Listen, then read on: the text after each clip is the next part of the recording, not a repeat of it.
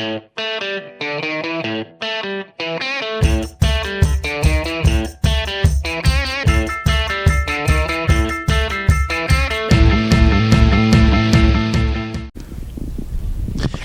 I'm Mark Clem, your host for Meet the Members of the National Ski Patrol, and like I always say, all season long.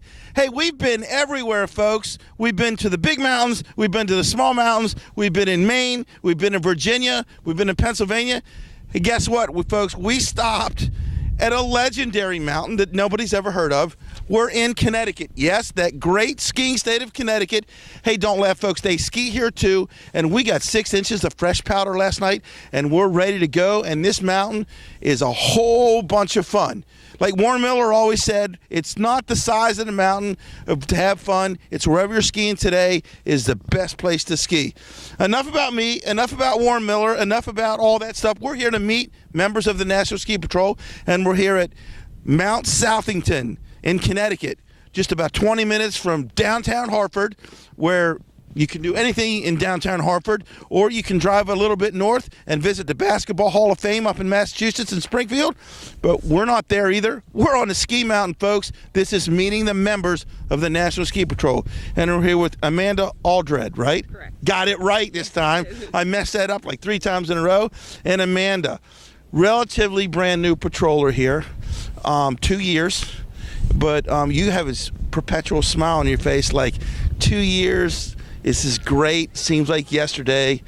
How much fun do you have patrolling? And did you ever imagine that this would be as much fun as what it's turned out to be?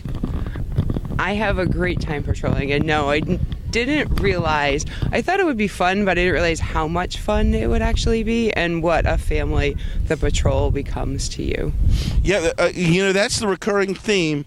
It's the family effect. It's the new brothers and sisters that you come to get involved with, and it all stems from the training.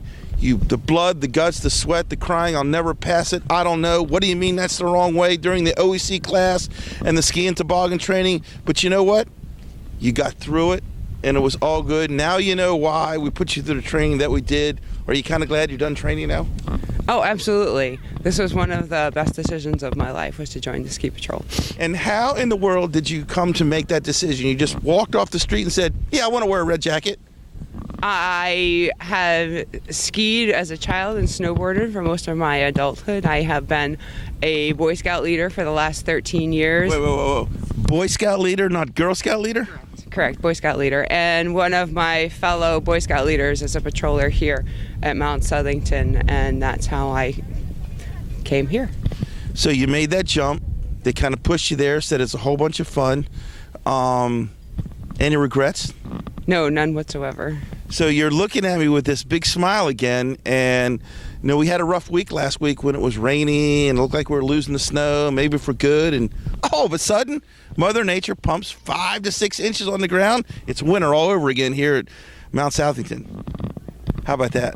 It's fantastic, especially when you think like the season might be going downhill, and then to wake up and see all the snow makes a big smile on your face. So all those folks out there that say, I don't know, I'd love to be a patroller. I don't know if I have the time for the training. I don't know if I can go through it or not. There are challenges. Trust me on that. Most of us are working professionals, and we have to go to work and all that, but somehow, some way, we find the time to get the OEC class in, and we find the time to get done all the training.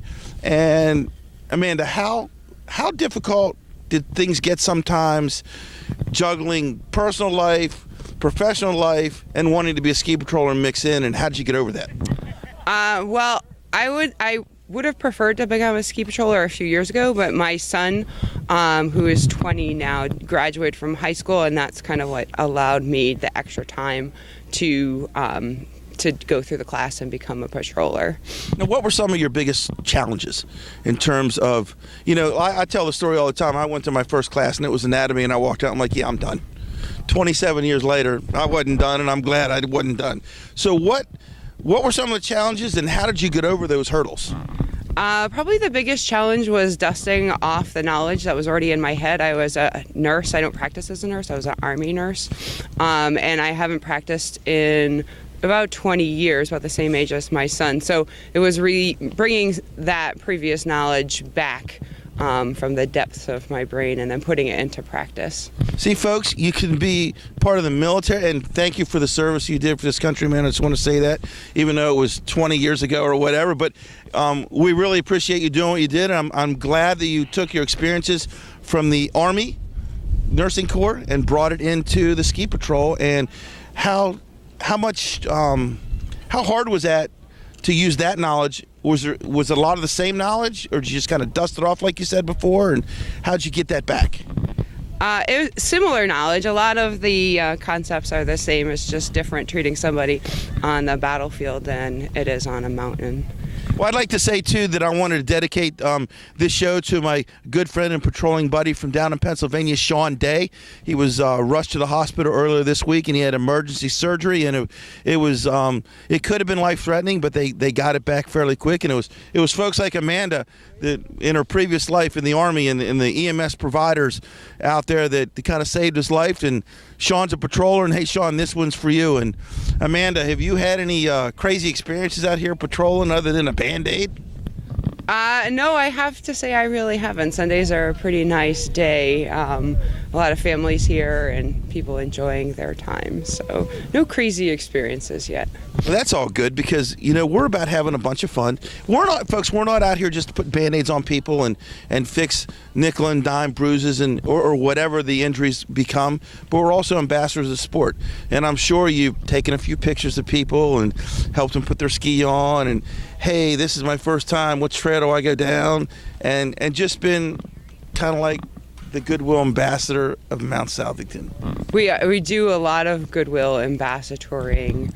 I am a snowboarder, and I frequently help people put their skis on and get down in areas that they have gotten stuck in various spots on the mountain. See, folks, snowboarders can be ski patrollers too. We'll call them snowboard patrollers. Hey, we invite everyone to come on out. If you're interested in becoming a member of the National Ski Patrol, hey, just log on to www.nsp.org, and the folks out at the national office will gladly point you in the right direction. If you don't want to do that, pick up the phone, call your local patrol director, and I'm sure there's going to be a class starting soon. Maybe the ski-off tryouts are coming up in the next few weeks. So, hey, jump on the bandwagon, folks, and all you got to do is come on out and have a fun time, and the red jacket is a lot of fun to wear. And Amanda, just talk about the next 20 years. You just got done 2 years. One of them was probably pretty difficult, but a lot of room to grow here within the National Ski Patrol. A lot of fun stuff ahead. What are some of your goals that you'd like to achieve down the road as being a member of the National Ski Patrol? I'm not really sure. 20 years is a long time. I'm kind of take things as they come and take advantage of the opportunities that present themselves when they do so. So we'll see. Okay, let's talk about taking a big advantage of what presented itself last night. 5 inches of snow on the ground. And how hard was it to get up and dust that snow off the car and get out here on the mountain? It was not hard at all. I really enjoyed dusting off the car this morning so that I could come here and snowboard. So otherwise you would have said, oh, I got to shovel the walks again, but you had your skis waxed and ready, right? Absolutely, yes. Okay, what opportunities are we going to take advantage of, and what trails? Most ski patrollers won't tell me where their secret stashes are, powder stashes, because they don't want the public to know, but they always take me there. Where should I ski here today? What trails are the money trails for me today? Any trail is the money trail today. How about that? Like a true general manager of a mountain where every trail is great. Not one is any better than the other. I think you're destined for big things with the National Ski Patrol, Amanda. Thank you. Hey, again, if you want to become a member of the National Ski Patrol, you don't have to be an Army medic or an Army nurse or a Navy nurse or a paramedic or an EMT. Hey, we'll train you. If you have that love for skiing and you want to take that passion to the next level, hey, just give us a call. Come on out. We'd really love you to wear the red jacket. And where else in the world can you walk into a so-called job and find a family for life that's going to be with you for thick and thin? Hey, I'm Mark Clem, your member. I'm your host for Meet the Members of the National Ski Patrol all season long. Today we're in Connecticut. Yesterday we were in Massachusetts. Tune in to YouTube and Facebook and social media everywhere and find out where we're going to be next. Again, I'm Mark Clem, and that bandwagon is fired up. See you later, folks. Down the road, another season and another epic show.